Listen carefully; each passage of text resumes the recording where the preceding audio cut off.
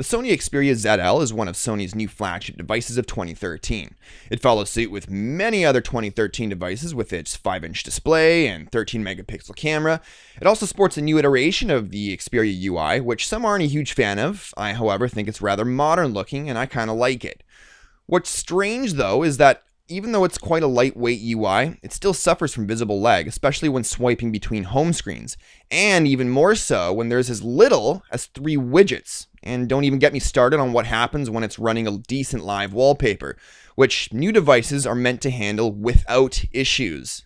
The Xperia ZL exterior is a hard plastic shell, unlike its brother the Xperia Z. Now, I know there's an ongoing argument between Samsung and HTC fans regarding the build quality of the HTC One's aluminum body versus the all-plastic body of the Samsung Galaxy S4. But what Sony has done with the Xperia ZL is disgraceful. The plastic body on the ZL feels so cheap that when holding it, you might confuse it with a mid-range budget phone. The Xperia Z, however, sports glass all over, and why they didn't include this on the ZL is beyond me. The back of the phone has this texture to it that I can only assume is Sony's attempt at some form of non-slip grip, but instead, it just adds to the cheap feel. Also, the back can also be pushed into the phone and feels hollow, which is just weird. In my opinion, the only aesthetically pleasing feature of this phone is the LED indicator, which reminds me of the front of the Cylon cruisers from Battlestar Galactica. Another strange move Sony made was placing the front camera at the bottom right corner, which they claim should make it seem like you're actually looking at the camera when video chatting. This I found to be completely inaccurate, which makes me wonder if they even did any testing whatsoever on the subject. Let's just say you wouldn't catch me dead video chatting with this device. Oddly enough, I found the front-facing camera produced better quality video recordings than that of the rear 13-megapixel camera. The audio of the video recording was quite tinny and disappointed me, compared to many other devices from 2012 that I've tested. But the rear camera did fairly well with taking pictures in ideal lighting conditions. Now, I know not all smartphone cameras handle very well in low lighting, with the exception of the HTC One and various Nokia phones, but the Xperia ZL performed extremely poorly in low light. So much so that you would never have thought that it was taken by a premium Sony flagship phone. The graininess of the low light pictures is unbearable. It also seems to have issues autofocusing, and your only saving grace is the dedicated camera button that, when half pressed, focuses the camera. Although I did still have some issues with the focusing with that method too. The camera software was heavily lacking too, with very limited settings options. But I gotta admit, having a dedicated camera button is pretty sweet.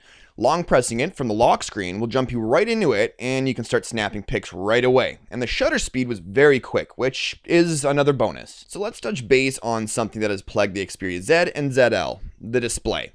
Yes, it's a 1080p. Yes, it has 443 ppi. And yes, it's a 5-incher, and when looked at directly, it looks great. But that's the problem. Only when you look at it directly, it shows its better side. If you have it angled ever so slightly in any direction, the colors start to become washed out. Whites become silver and blacks become gray.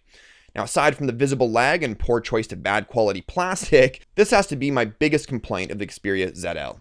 Now, Sony's included Bravia 2 engine doesn't mean anything when you're in a situation and trying to watch video and maybe don't have the phone angled at you perfectly, thus destroying the experience. And a company such as Sony, known for fantastic televisions and high-quality products, I have to say I'm quite disappointed.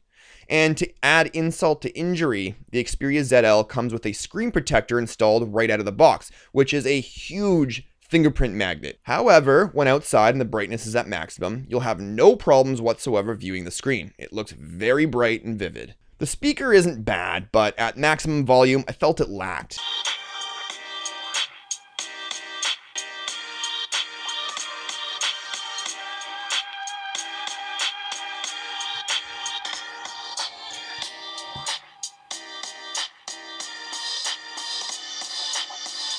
And the camera protrudes from the back a little to allow the speaker room to breathe and let the sound flow.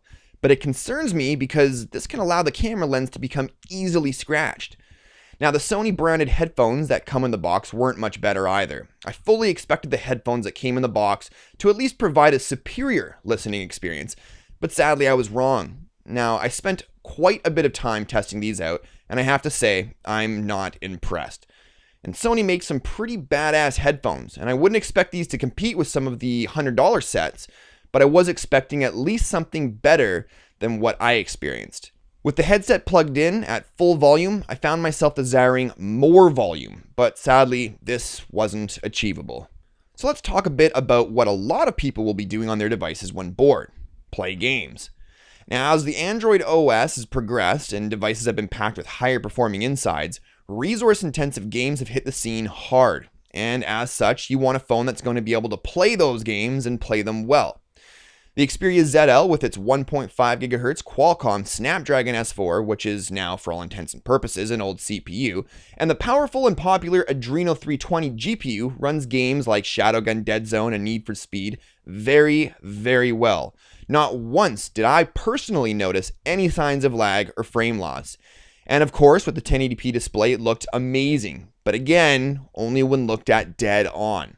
One thing that did concern me though was how quickly the back heated up. In about 10 minutes, it was very hot. Not to the point where it was uncomfortable to hold, but it was hot enough to concern me. In fact, just using the device from the home screens, like checking widgets and such, it would heat up in about the same time, which I found very strange.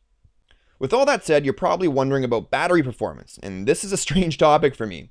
With a 2370 mAh battery, I found the standby time to be great, maybe just 2 to 3% overnight. In fact, one day while testing the battery, I managed to get a solid 20 hours with 2 hours of screen on time, 40 minutes of Shadowgun Dead Zone, and it only drained it by about 40%. And at the end, I was left with about 5%.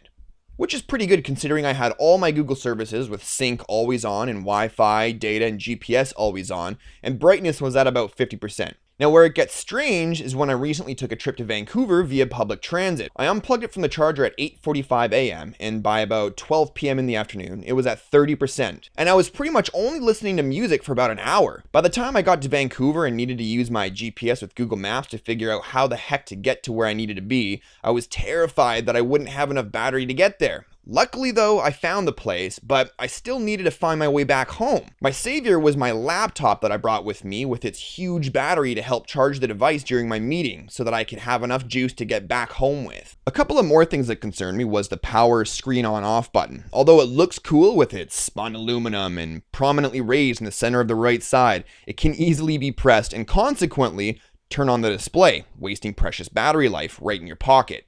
Now, I found this to be the case on several occasions. Also, the micro USB port is quite tight, making it very hard to plug the cable in. And at times, I was afraid I was actually going to break it. But all in all, the Sony Xperia ZL is a pretty decent device. In my opinion, it's a nice balance between a mid-ranged and high-end device. It has many of the features that a lot of the new 2013 devices are coming equipped with, such as a 13 megapixel camera, a 5-inch 1080p display, and a quad-core CPU, even if it is last year's technology. Oh, and 2 gigs of RAM. For the Sony enthusiast, I would say this device would suffice, although if you're big into Sony's arsenal of value-added Sony apps, I think you'll be disappointed in that department. My conclusion, if you're in the market for a Sony device, then I would recommend the Z over the ZL based on the build quality and waterproof feature. Would I personally ever consider buying the ZL? My answer to that is a resounding no. And for the current price point here in Canada at $600, for an extra $50, you could get a far more superior device like the HTC One, or for $100 more than the Xperia ZL, the Samsung Galaxy S4. So that's it for this one, folks. If you have any additional questions about the Xperia ZL, go ahead and ask them in the comments below, and I'll do my best to get back to you with the answers as soon as I can. Anyways, I hope you liked this review. If you did, don't forget to smash that likes button down below this video. It only takes you 2 seconds. And if you haven't already, don't forget to subscribe for more videos like this one in the future. You can also follow me on Twitter and Google Plus by clicking on the links in the description of this video.